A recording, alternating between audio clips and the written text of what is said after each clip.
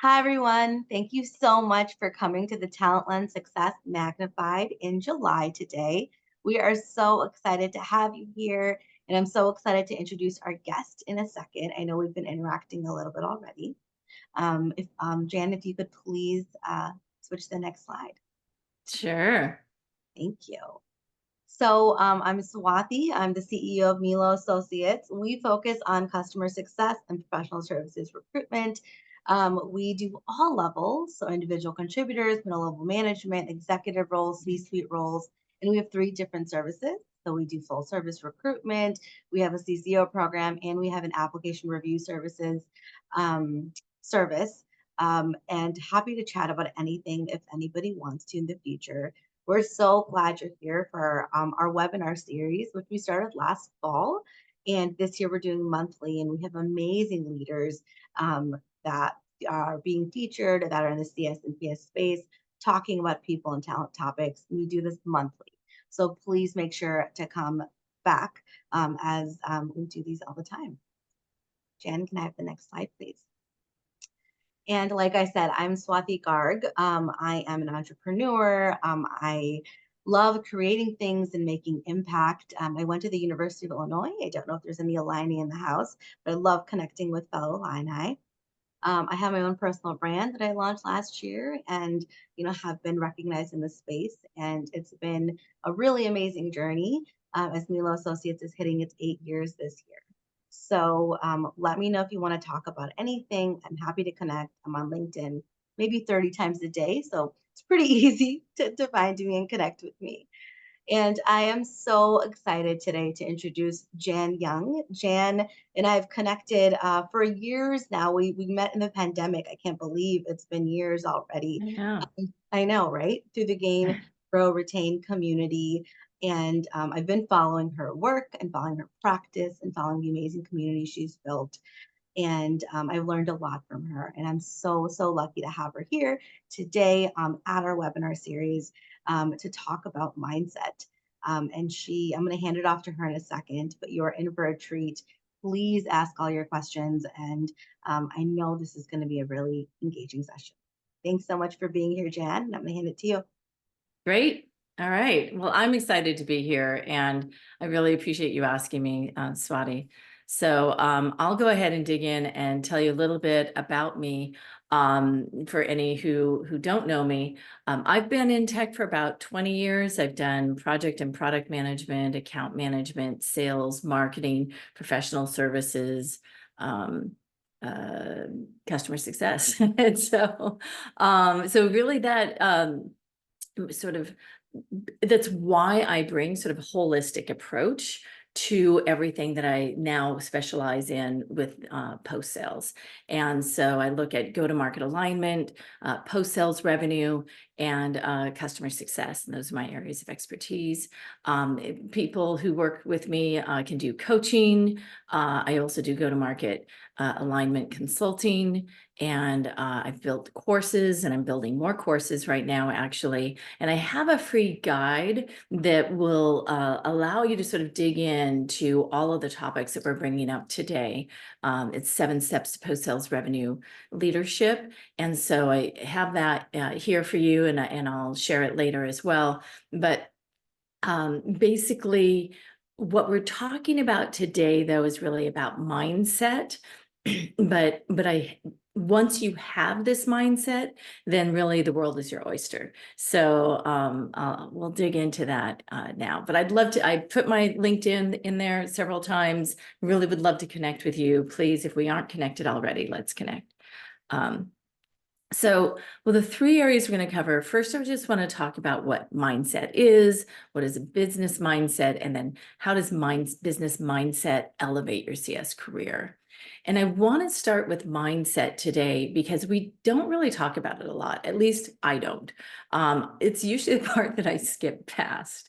But it's actually the most important place to start. And so I really am glad that Swati encouraged me to focus on mindset today in this webinar. Now, before we start, in the chat, can you just indicate by writing me or not me? So get ready to write me or not me as I'm putting these different statements out. And for it to be a positive, it's a double negative, but I'll explain in a second. So if you, the phrase, I'm not an artist, right? If you agree, like, I'm not an artist, then write me. If it's like, well, no, I feel sort of artistic, then you'd write not me. Okay, so I already see a few me's in here. Okay, and a couple of not me's. All right, great. Now, what about I'm not good with names? Now, I know for me, I've said that a lot over the years, so I'm going to go ahead and write me in there. Even though I'm trying to get better at it. I'm not good with names, me or not me. All right, a sort of me, good. I'm not good at math. Would you put in a me or a not me for there? Yeah, okay, I've seen some me's and some not me's. Okay, great. Now, here's a picture of some 18 to 24-month-olds. Now, I want you to look and tell me which of these babies is the artist, right? And which one is good with names, which one is good at math, and let's go further. Which one's good at sales? Which one is the executive team leader? And which one is the CEO, right? Because if you're born with it, if it's just you're this or you're not, right? Then we should know at age 18 to 24 months here, right? Now, technically, they weren't born with it because these were all AI generated babies, but those are detailed. But my point is really like, there are things that we gravitate towards, right? But most of it is learned. And it's learned by what we're rewarded for. It's learned by what we're told we're good at. It's learned by what we work hard at or what we practice at. And it's learned by what we tell ourselves, right? And so we have a choice to tell ourselves limiting beliefs like I'm not good with names, or we can empower ourselves with positive messages. I'm learning to be good with names. So here are some examples of limiting beliefs. Yeah, Sean, you're on to me already with the growth mindset. So we have the fixed mindset here, right? I'm not good at math. I don't have influence. The CEO doesn't listen to me. I'm not a decision maker, right? And so these are limiting beliefs when we tell ourselves this, right? It's a limiting belief. Whereas when you get to the growth mindset, right? If you even just add the word yet to the end, to the end of these phrases, then you've turned it into a positive, right? Exactly. Thank you, Sean. I love the word yet too. So I don't have influence yet. The CEO doesn't listen to me yet. I'm not a decision maker yet, right? And it's this growth mindset that is the power of believing that you can learn, grow, change, and become. So I want you to take a minute and think about the messages that you're telling yourself. How are you limiting yourself, right? Go ahead and write down these things. If you want to put any in the chat, go ahead or write it down on a piece of paper, or maybe you have your laptop up and you're writing things down. I know if you're on the walk, maybe you have a little way to type it into your phone or something, but think about how you can change these limiting beliefs to a growth mindset. All right. Now, let's think about this now in terms of your CS program. And tell me in the chat, have you experienced any of these? Do any of these resonate? Whether you're undertooled, understaffed, maybe you've had cuts to your team. Yeah, Jordan, you've experienced some of this, right? Or sometimes it's just, there's just no urgency to provide customer data, right? Now, when I've worked with companies and when I've coached CS leaders, these are the common conditions that I've seen. And it's part of why I started to focus on helping CS leaders improve their business mindset and their business acumen. And that's what brings us here today. Okay, so we have the mindset established. What do I mean by business mindset? Now, let's start with an obvious group of folks that have a business mindset: investors. And what do I mean by investors? And you may even think, why do I even care about them? But they're impacting you every day in ways you may not even think about. Okay, so let's take a minute and dig into who are they. So here's an example of investors, VCs. They're looking for 7 to 10 year returns, and they're focused on growth.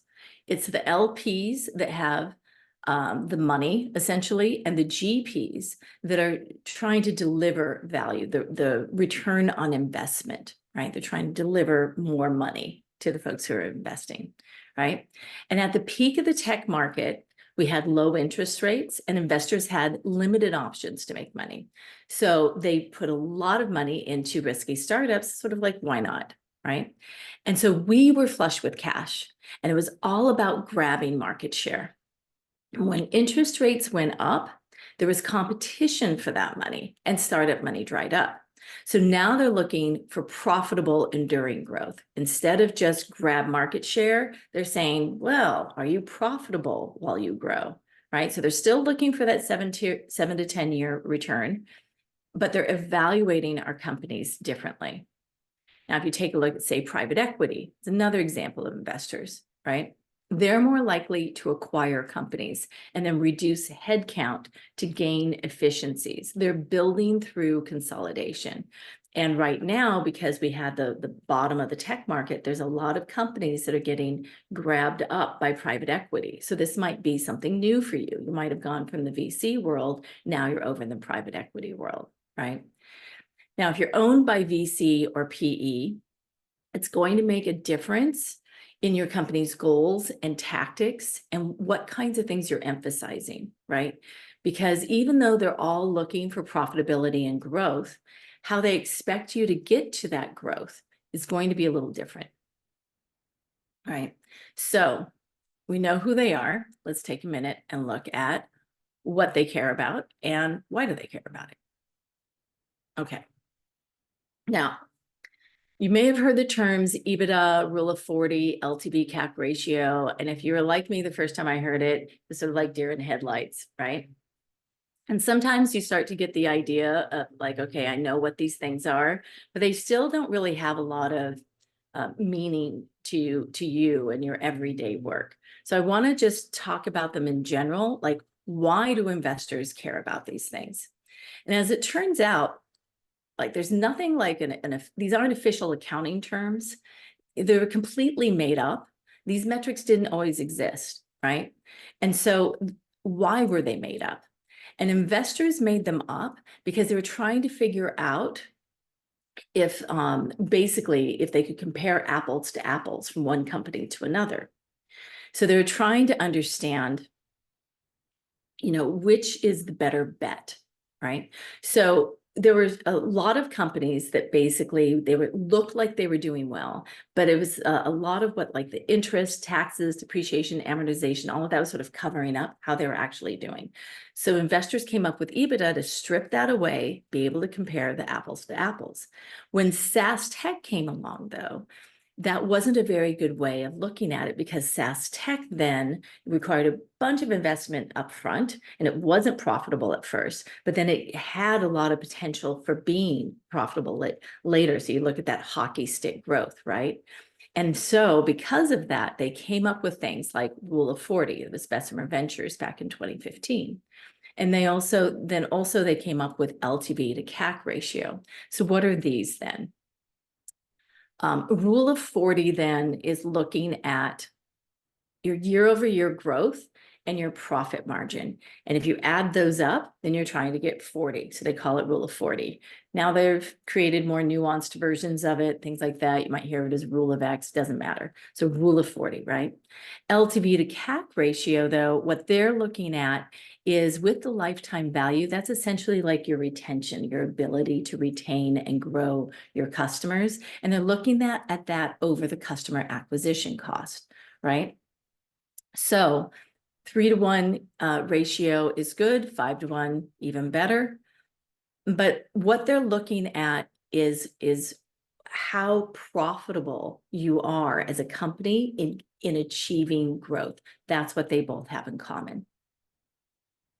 Oh, wait, before I move on, I want to point out in this bottom left corner here, it's small print.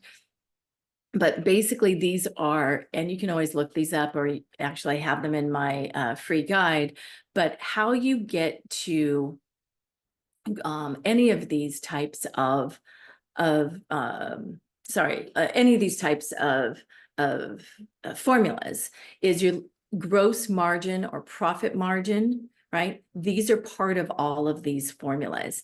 And what you see there then is revenue minus COGS is how you get to gross margin or profit margin. So I want to dig into COGS because COGS impacts you every day, right? So looking at COGS then, let's actually, this is a P&L. This is a profit and loss statement. And when you have this OpEx and COGS as different sections of the profit and loss statement, OpEx is basically everything that's driving towards revenue. So what I just highlighted here is the sales or customer success teams if you're involved in generating revenue. And that's here where it shows up on the P&L. Now, if customer success is retention focused, or if you're looking at, say, the implementation support teams, or looking at professional services, all of that is delivery focused, right? Cost of goods sold is delivery. So that's what you see in this section here. Up here is revenue. Now, what I've highlighted here is subscription revenue. Subscription revenue is evaluated and used differently in formulas than total revenue, because total revenue includes other revenue, which is like one-time fees. So if you have a one-time fee for professional services, it adds to your overall revenue, but it isn't subscription revenue. It's one-time revenue. It shows up separately here.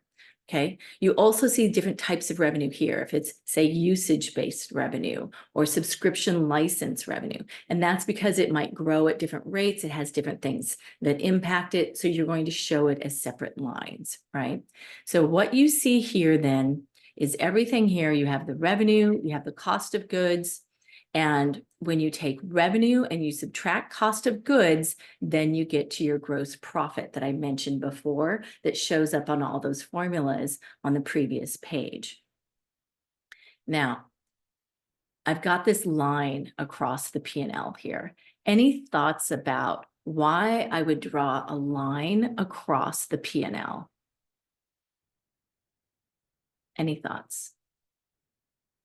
You thought you were done with the chat. Gross versus net, yeah. Also, the way you look at it, top line revenue, sure. Now, the way it's looked at on here is above the line and below the line. And you might hear that a lot, or maybe you haven't heard it much, but it's a common phrase that investors talk about and people who are looking at revenue on P&L statements talk about. So above the line and below the line. Below the line is OpEx and all the things that basically figure into what they take out of EBITDA, the interest, taxes, etc. That's below the line. Above the line is revenue minus COGS equals gross profit. And that's what I just showed you on the profit and loss statement, right?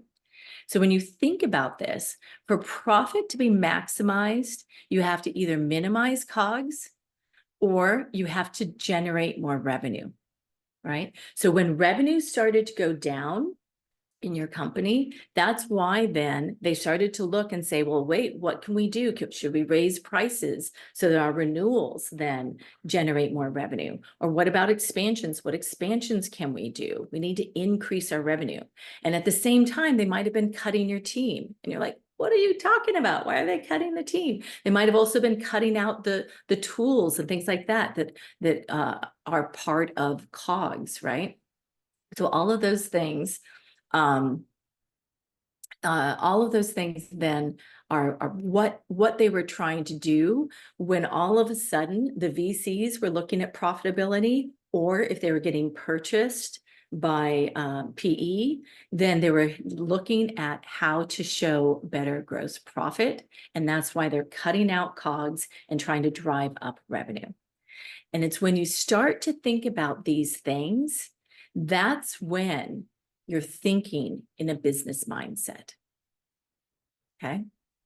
So how does thinking in a business mindset elevate your CS career? So let's return to this and let's look at the bullets in white and think about when these things happened. Was it a surprise to you? Did someone else tell you about these cuts, right? Or were you part of the decision-making process? Now let's look at the other bullets, the ones that are in orange there. If you were able to speak in the language of business and translate the impact they were having on your customers and on your company, do you think you could influence and improve these? Right? Now, look at the title on this slide. Has this happened to you? When you're not involved, it almost feels like it's happening like at you, right? Like it's an accost, right? But when you're a part of the decision-making process, even if it's the same result, it feels different. And it could be that you could influence better decisions that are better for your customers, your company, and your team, right? And that's because knowledge is power, right? And that's why a business mindset and learning the language of business empowers you. And when you have the knowledge and the power, you have agency. And what do I mean by that? Does anybody know what I mean by agency? Anybody want to try that in the chat?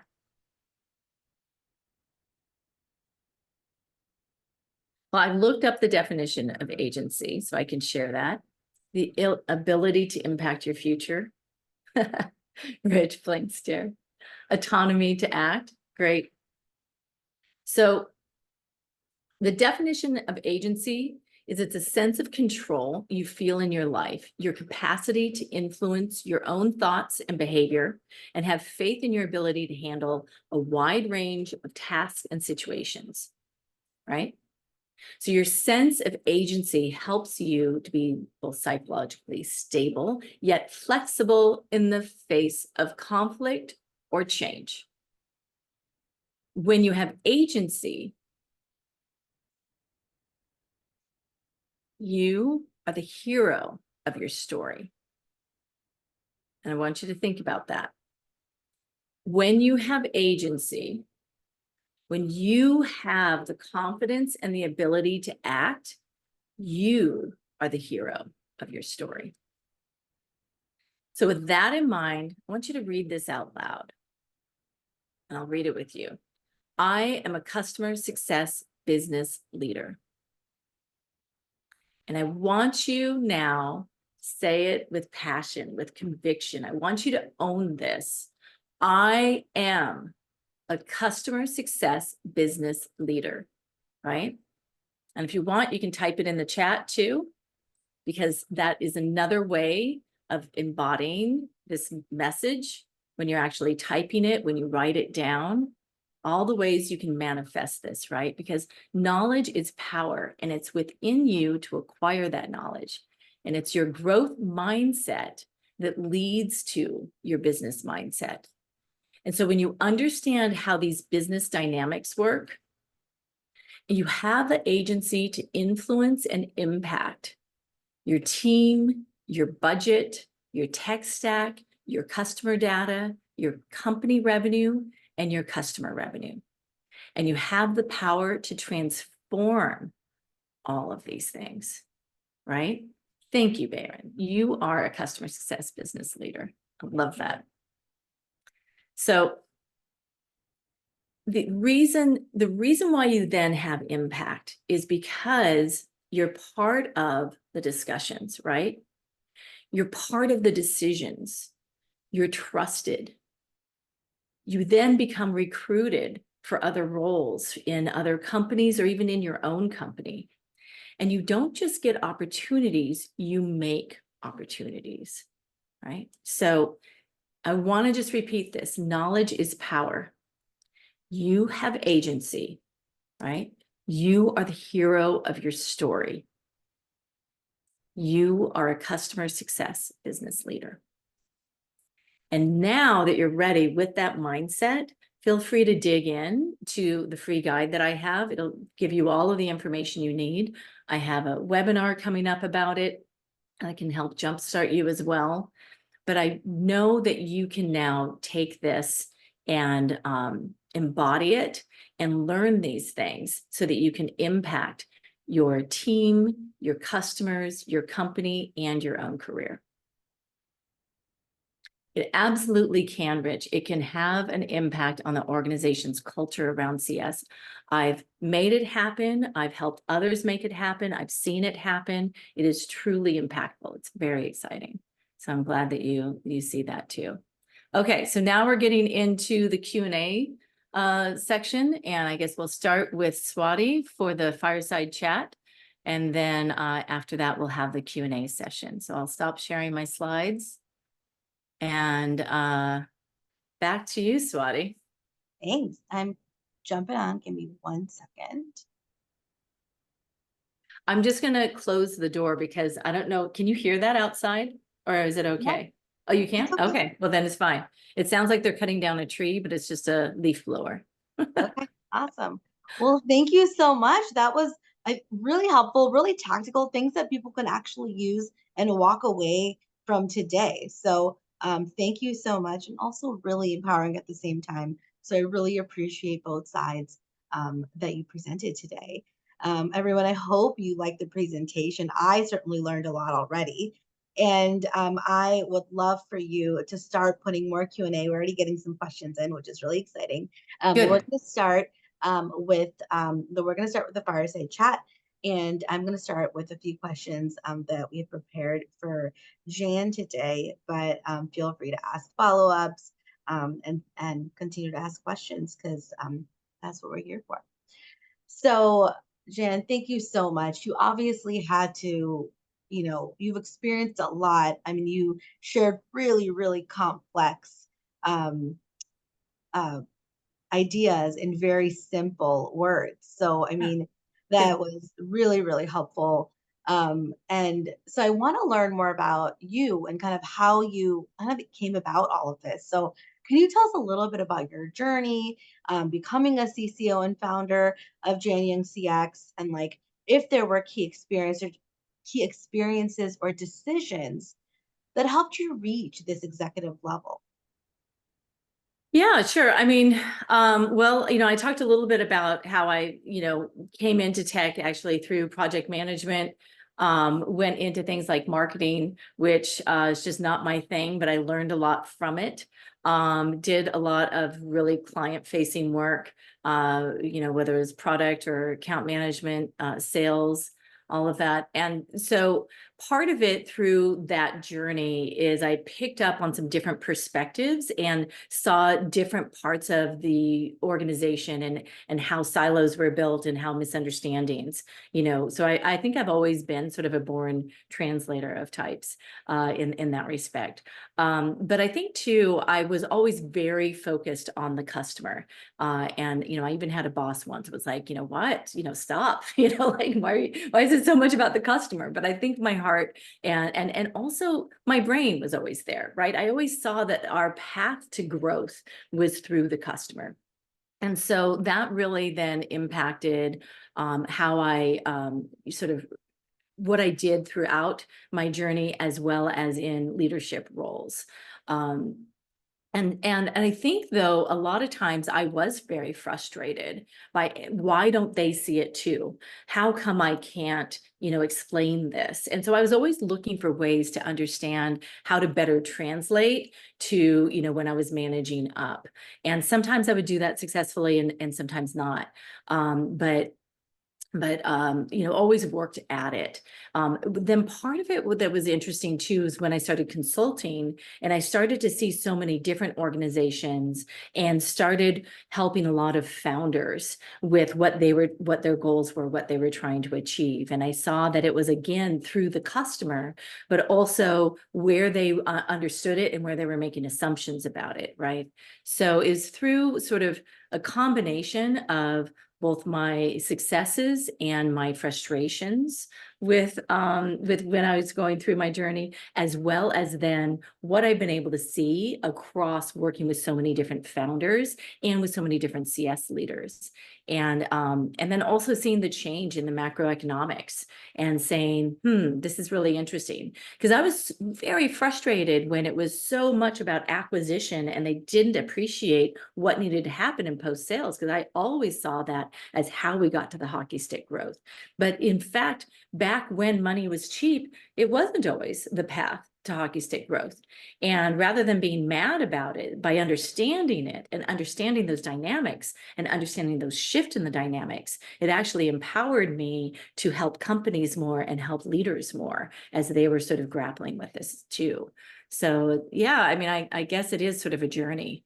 And you aren't born with it for sure. No, I love that. And like I said, I loved like practical advice, but also your experience about like, hey, after like seeing it at a macro level, after seeing all of these different organizations, you're able to like find the patterns and take time to actually understand, right? I think that a lot of people don't always realize that, hey, I need to take some time to educate myself on all the different business issues and challenges, even if I don't like them, right? I don't understand Right. what's going on. Like I need to take some time. So I love that you did that. And I think that obviously is what set you apart. So that's amazing.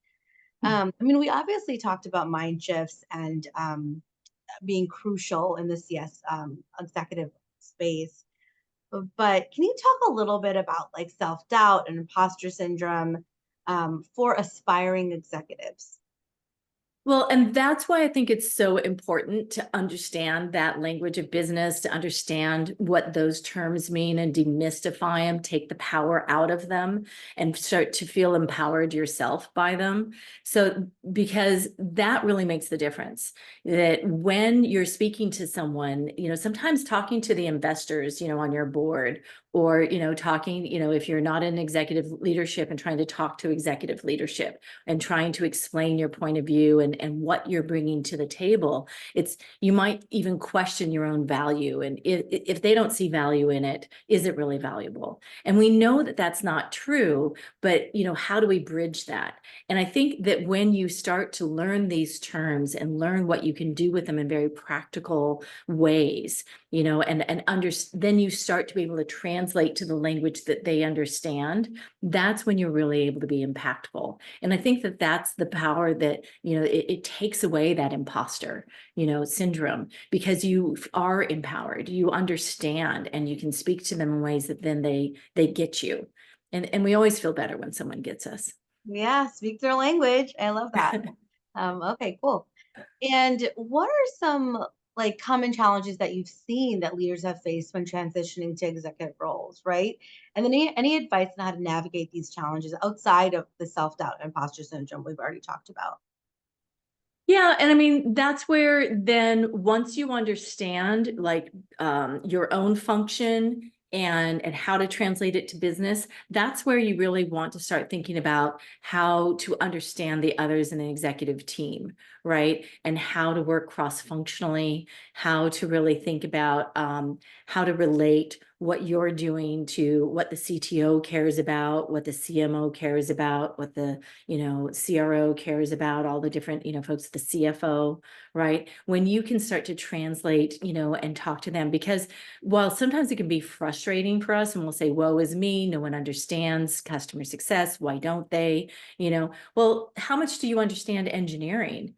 There's each of us have our functions, right? And of course we understand our own functions, and we should do everything we can to step up in understanding and mastering those skills.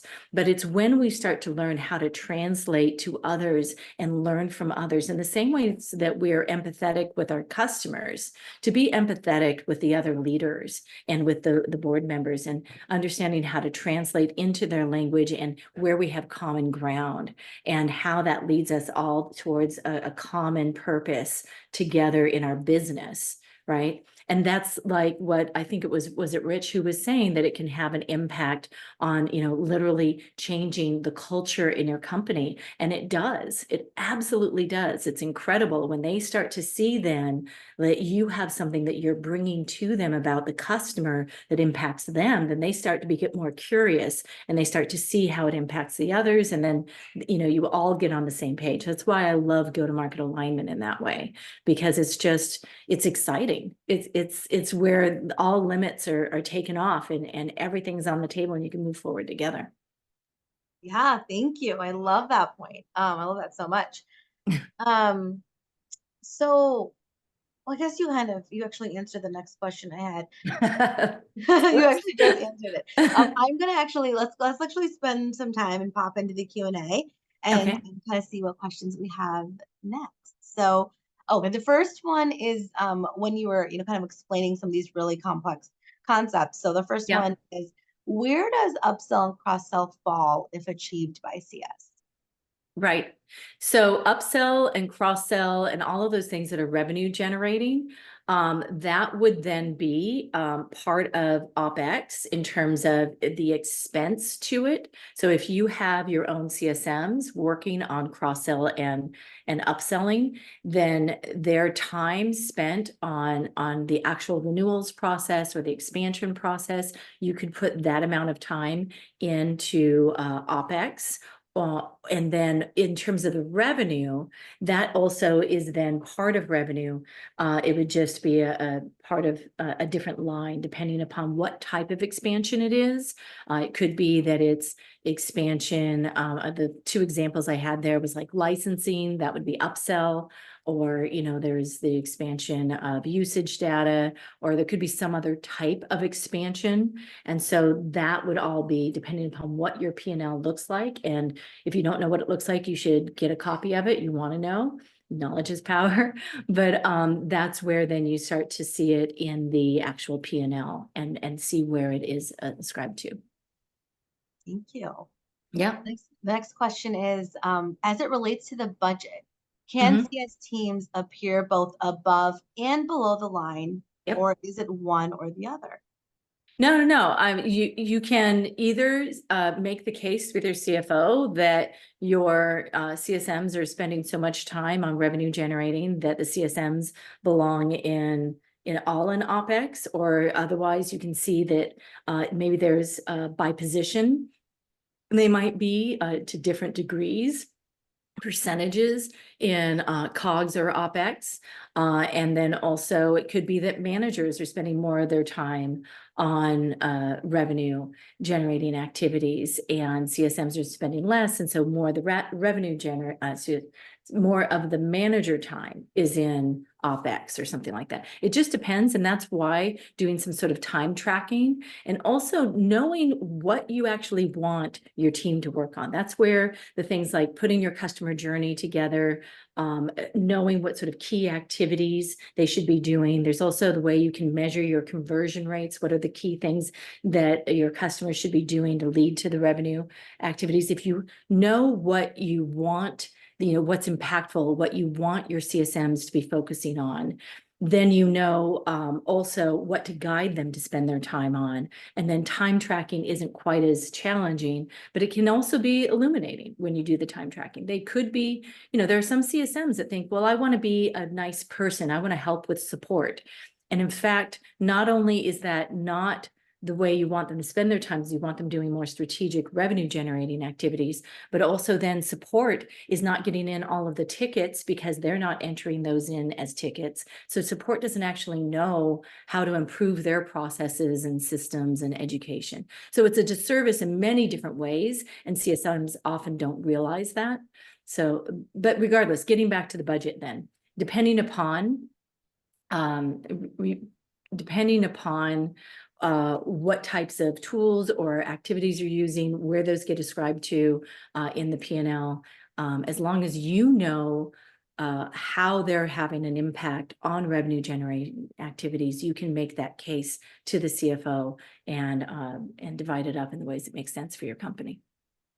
Thank you. Thank you. If there's any follow-up questions, please continue to ask. I know these are pretty big and large concepts. So please continue to ask. Amir Barron said, "This is amazing. Thank you." He wants to know if there's a book you can recommend to start his customer success business leader mindset. He's a CS nerd, and books are a big start for him. So would love any book recommendations from you. Well, definitely I would say the reason why I worked on this free guide is because I didn't really see books particularly talking about this. And I am working with some folks on a book, but you heard it here first. I haven't said that to anybody before, but I can put some more thought to that, Baron, and I can always over in the CX Exchange community post about it there, because the types of books that are really written about CS to date are more about the function and not always about the revenue impact. So now I know that Rich has a question over in chat. Do you want me to read that out loud? Yeah, go for it. Okay, so he says it's off topic. A previous organization struggled with how to allocate growth influenced by CS, new revenue, associated with the subscription. I'm not sure what you mean by this. So as you can expect, some of this conversation came up as it relates to bonuses, and the way that your teams are compensated. It also influences how they're incentivized in terms of what activities they do. But otherwise, just how you measure and how you guide them to those activities is always important. But then the empowering CS with improving business acumen, sure. Yes, it absolutely leads to a seat at the table. But I would say that when you're looking at where you put the revenue, where you put the cost and all of that, it's important to then, and actually Rav Dhaliwal just had a post a couple of days ago. He wrote an article too, where not only being able to translate in business into the business of revenue and excuse me, the language of revenue, the language of business, but also in the same way that sales, announces whenever they've, kind of the idea of gong, the idea of gong came from because they would hit the gong in the office, right? To really announce like, hey, we made a sale. Like the way that you celebrate the revenue and the other activities that you're doing that lead to revenue is how then the company understands your impact and what you're doing in that area. So yeah, exactly. The upsell and cross sell, can be in different places in both the P&L. And also though, one other thing what was it? Rocket, why can I think of it? The onboarding conference. Rocket Lane? Yeah. So when I presented there, Propel 24, exactly. Thank you, Lindsay. So when I presented there, what I showed is how just the change in one-time fees versus recurring fees, how that impacts the P&L and how you can sell it in more properly to the customer so that it is actually more customer-centric and customer-oriented, something that they actually want to buy into. And so when you think about whether it's professional services or charging for customer success and support and different levels of SLAs, if you turn those into recurring fees instead of one-time fees, how it impacts your P&L and how it impacts the way that your investors think about your business can actually be influenced. And that then comes directly from post-sales. And it shows that you're not just generating revenue, but that you can have an impact on how investors value your company and the valuation of your company. Now, that would also be on a separate line in the P&L because the types of return are the types of margins, and that's something too I speak to and I'll be building in the course that I'm building, is when you're looking and evaluating your margins for anything that's human-centered delivered is going to be different than your margins, say, for SaaS tech. So SaaS tech margins are usually like between 60 and 85%. Whereas if you're looking at, say, professional services, or other types of human delivered products, that's going to be at most like 30%. That would be considered to be good. right? So those are on separate lines, but if you have them as recurring versus one-time fees, they're treated very differently. And that can have a big impact too. And when you understand these things, right, and you can bring these ideas to the table, you are viewed differently. And that's where it gets really exciting, where all of a sudden they say, wow. The other thing I would just say, and I know I'm sort of rambling a lot, so I apologize if there's something you No, wanted to this say is about me. amazing information. Keep going. Well, so in the pre-sales motion where you're thinking about, oftentimes they think about conversion rates, right? So product-led growth talks about conversion rates, and also marketing often, or like RevOps will talk about these conversion rates, right? And so when you're thinking about conversion rates in pre-sales, all of those things are not actually revenue activities, right? It's getting them closer to that revenue transaction.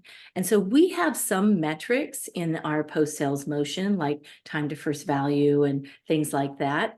But we're not always thinking about the customer journey in terms of how we want to convert our customers along and bring them along in that journey that leads them to that renewal or leads them to that expansion. And so if we started to look at our customer journey and started to look at the conversion rates and how much time, it's taking them to get to meaningful moments in the customer journey, and started to measure those and track those, then we understood and started to analyze how that impacts your revenue moments and your expansion revenue moments, your renewal and expansion. Then you start to understand, okay, our CSMs should be focusing on these three key things, right? This is what's going to have the most impact. Because if your customer is renewing, it should be because they're achieving business value. And if they're achieving business value, then they would be interested in renewing. So what are the key things that are leading towards that renewal? Those should be the key things that are also getting your customer that business value. Right. So when you start to connect all of these things with both the function in your business that you learn and you understand, as well as the revenue moments that you're building towards, then you're able to translate it in such a way that you can translate to the pre-sales folks in marketing and sales so that they understand, to your CEO and to your board, and you're able to translate it in a business language, in a revenue language that they understand. That's amazing. So kind of going off of that, right?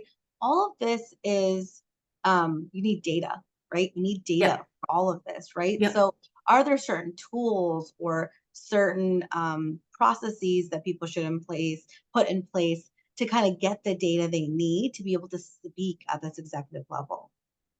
Yeah, and I've been in a lot of organizations, both in my past journey as well as a consultant, where there was a lot of data that was really hard to get to, right? It was locked up almost literally, right? Yeah. Really hard to get to. And I've actually even done projects where it took me, like 4 weeks to just get some initial revenue information for each customer, right? But and then it took me like another 8 weeks to sort of build out and understand what the costs were for all of that. And that's something, again, in the free guide that I talk about. I'll also be helping people through in the course, but I really believe that it's important to not just look at it from the top down, the way that investors and your CFO usually do, because then you're not sure where your challenges are and what you need to fix. And it's really that bottoms up data, and the time, even though it takes time sometimes to get all of that data together, understanding what your revenue is on a per account basis, as well as what your costs are on a per account basis, that then you can start to analyze, then you can start to slice and dice it. Then you can look at it by segment, and you can see which segments are most profitable or not, and look at your margins. Then you can start to take a look at what are your top 10 profitable customers or bottom 10, and why is that? You can start to take a look at, what kinds of things you might want to do to generate new types of revenue. You know, are there certain segments that now you might charge for certain, you know, services or something, you know, along those lines? But it's through having that bottoms up data that you can start to understand that. You can slice and dice and do it. So you can literally even do this if all you have is Google Sheets and you're gathering that, taking the time to gather all that data. There are others, though, who have that information in various places. Again, that might lead you back to Google Sheets if there isn't a place for you to do it. But if you do have like some sort of business intelligence tool that you're using, or if you have other platforms that will help you analyze it, then, you know, then by all means use those, right? Because it'll be faster to analyze it through other means. But once you do it once, what I found is the power is when you do it that first time and you show all of the insights that you have about, you know, who's the most expensive, who's the most profitable, you know, which segments are, you know, the most profitable, or, you know, how much time it takes to actually get to that break-even moment for, you know, each account or these segments, you know, by and large, that gets the whole company looking at your customers differently, looking at how they contribute to the cost or the profit differently, and where they should put their focus. And every single time I've ever done this, or anybody I've coached has ever done this, they always say, wow, now can you update it? Now can you show me what it is for this month or this quarter? And then it's always, you know, when it's really hard to get that data and you spend all that time, I love saying like, no. And they're like, what? Why? And I'm like, because it's so hard. It took me 8 weeks just to get this. And then they start to want to help you. Then they want to start to unlock that data. Then they build the tools that you need because they realize how important it is to their business that they have the data too. And so that's why it's actually worth it, even if it takes you weeks upon weeks to get the data together and then showing it to everybody, right? Because, you know, the tree falls in a forest, if no one hears it, it didn't actually fall. Like you have to tell people about it, and that's when they know that the tree fell, right? Yeah. So I highly recommend going through those steps, as hard as it may be, because then when you share those types of insights, they'll have more questions, they'll want more updates, and that's what you want too. That's what empowers you. That's what empowers your team. That's what empowers your company. Thank you. We just have a few minutes left, and I'm going to try to get through two more questions. We have Okay. one from the audience and one I have that I want to wrap up with. Okay. So the last Q&A question from the audience is, this conversation seems somewhat dependent on granular time tracking. Is time tracking common in CS? You know, I don't do a lot of time tracking, but I do find that at some point you need to know how people are spending their time. And so what I usually do when I'm going to do a time tracking exercise is I explain the why.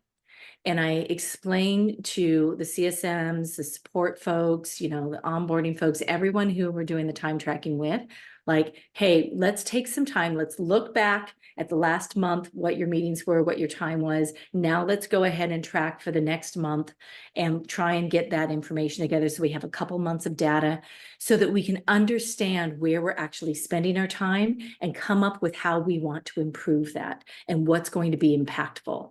And when they understand that it's for a good reason that they're going to benefit from, and that they may not have to do as many, you know, tough, you know, manual tasks, you know, that are sort of brain dead tasks, and that they can do more interesting things as a result of it, they'll get on board and they'll help. And I think that that is important to do at some point. There are other folks who will do it, you know, throughout, and they always have a way of time tracking. You can do that if you want, but I think you should do it at least once and then do it occasionally to do some updates and understand. Thank you. And then I want to wrap up with this question. What personal development practices have you found most beneficial to kind of get people at this level, to get them to get to this executive level? Well, I mean, that's why I started to build up all these materials and, how I changed my coaching practice and why I'm building out courses and spending time on that. Because I think that it's really important that first of all, to help CS leaders get this information that is out there, but to translate it into why it's important and how CS is related to it. No one has really connected those dots before, and I think it's important that we do. And then I think it's also, besides sort of learning the language and learning those, all of those practices, learning from the other practices of marketing and sales and that.